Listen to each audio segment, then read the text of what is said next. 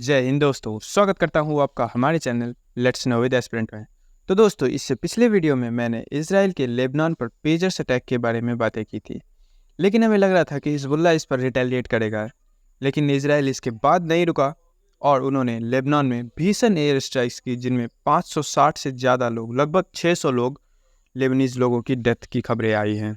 अब कुछ लोग कहेंगे कि भाई ये तो एक हफ्ते पहले की पुरानी सी रिपोर्ट है। तो वह ये है कि 7-8 दिनों से नेपाल में भारी बारिश हुई और इतनी ज़्यादा बारिश हुई कि कोसी ने 56 सालों का और गंडक ने 21 सालों में सबसे ज़्यादा पानी आया, जिस कारण नेपाल और बिहार के कई जिले भी इफेक्ट हुए हैं।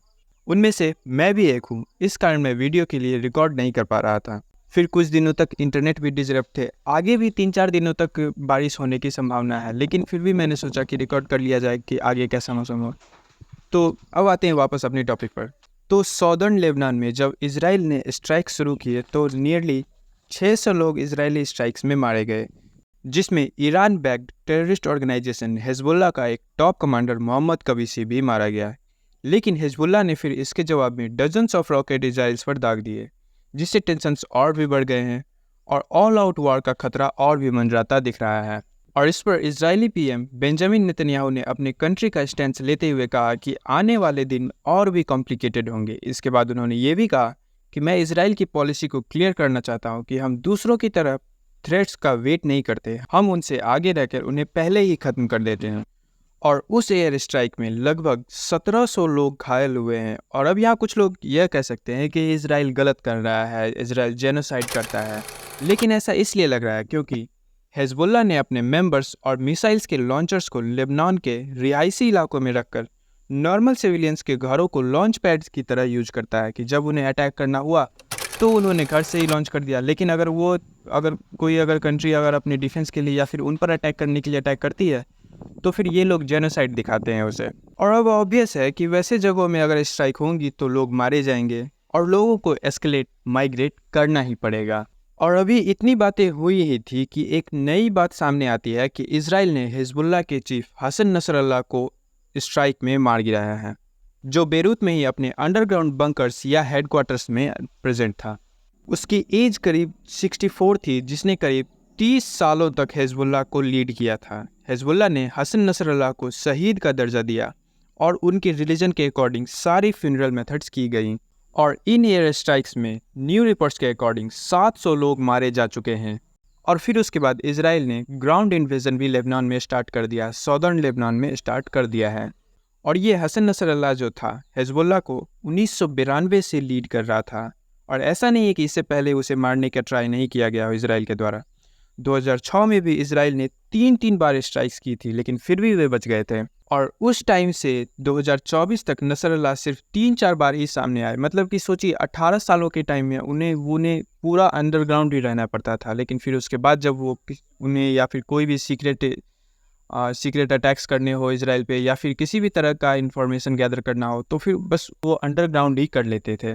और वे अपने अंडरग्राउंड टनल्स और बंकर से ही ऑपरेट और इंस्ट्रक्शंस करते थे। और इस बार इजराइल ने बहुत ही लंबी और सीक्रेटिव प्लानिंग के जरिए स्ट्राइक्स अंजाम दी है, जिसके लिए इजराइल ने 50 लाख लोगों का डेटा कलेक्ट किया, और वो भी 15 सालों तक। मतलब कि लेबनान के 50 लाख लोगों का उन्होंने डेटा गैदर किया, जैसे अपार्टमेंट्स में रहने वाले सभी लोग, उसमें विजिट करने वाले लोग। और उन्होंने ट्रैकिंग कैमराज, ड्रोन्स और इंटरनेट हैकिंग जैसी टेक्नोलॉजी, स्थानीय और विदेशी जासूस, हिजबुल्लाह के टीम में जासूस, मतलब बिल्कुल वैसा जैसा हम फिल्मों में देखते हैं, सारा का सारा। और इजराइल ने सारी चीज़ें, साम दाम दंड भेद सारी लगा दी उन्हें मारने के लिए। और इजराइल ने बिल्कुल सारी चीज़ों की स्पाइंग की, जैसे कहाँ गाड़ियाँ पार्क करते हैं, बच्चों का स्कूल पैटर्न, इलेक्ट्रॉनिक कंपोनेंट्स कहाँ से खरीदते हैं। और इससे पहले जो मैंने पेजर्स वाला वीडियो बनाया था तो फिर उन्होंने पेजर्स के लिए भी स्पाइंग की थी। तब उन्हें पता चला था कि वे पेजर्स या फिर इलेक्ट्रॉनिक डिवाइसेस कहाँ खरीदते हैं। तभी तो उन्होंने मतलब जैसे लैपटॉप एक्सप्लोड हुए या सोलर सेल्स एक्सप्लोड हुए, फ़ोन्स एक्सप्लोड हुए, तो उन्होंने स्पाइंग नहीं की होती तो फिर उनके सामने इतना रिजल्ट नहीं आता। और इजराइल की सीक्रेट एजेंसीज मोसाद, सबाक और इजरायली आर्मी की यूनिट 8200 ने नसरल्लाह का डाटा भी कलेक्ट किया था। तभी उन्हें पता चल पाया था कि ये कब बाहर आएगा या फिर कहाँ पर रहता है। तो उसके बाद उन्होंने एयर स्ट्राइक की। फिर जब वे पूरी तरह से श्योर हो गए कि यहीं पर नसरअल्लाह होगा, तो फिर उन्होंने American made F-15 fighter jet से बंकर बस्टर बॉम्ब गिराए, जो कि 900 किलोग्राम से भी ज़्यादा का वेट था। और अगर आप लोग बंकर बस्टर बॉम्ब के बारे में जानना चाहते हैं, तो ये ऐसा समझिए कि इसके आगे वाले टिप पे जो होता है, ये बहुत ही हार्ड सेल होता है। जैसे ही अगर रॉकेट को इस कहीं पर लॉन्च किया गया, तो वो 3-4 मीटर या फिर 10-15 फीट जो है वो पेनिट्रेट करता है पहले, और इसमें डिलेड एक्सप्लोजन की मैकेनिज्म सेट की जाती है, ताकि जब तक वो पूरे ग्राउंड तक नहीं पहुंच जाए तब तक फिर वो एक्सप्लोड ना करे। अब लेकिन ये एयर स्ट्राइक तो इजराइल ने की अपने दुश्मन को ख़त्म करने के लिए, लेकिन अब हमें यहाँ ये देखना होगा कि उस टेररिस्ट ऑर्गेनाइजेशन के चीफ और यहाँ पर महबूबा मुफ्ती में कनेक्शन क्या है जो इन्होंने इन्हें शहीद घोषित किया। और क्या ये कंफ्यूजिंग नहीं लगता कि वहाँ पर वो टेररिस्ट ऑर्गेनाइजेशन का कोई चीफ माना जाता है, तो भारत में कुछ इस्लामिस्ट लीडर्स या फिर PDP के ये जो महबूबा मुफ्ती, तो उन्होंने उसे शहीद घोषित किया। ये कौन सा कनेक्शन है भाई? मतलब कि वहाँ पर टेररिस्ट ऑर्गेनाइजेशन, आपका उसमें कौन सा कनेक्शन है जो कि आप मतलब वहाँ पर ये दिखा रहे हैं कि ये शहीद हो गया हमारे लिए? और इन्होंने कई सारी कश्मीरी लोगों के साथ साथ बच्चों का भी माइंड वॉश किया।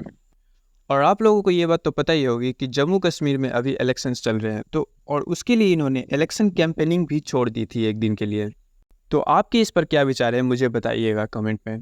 Thank you for watching.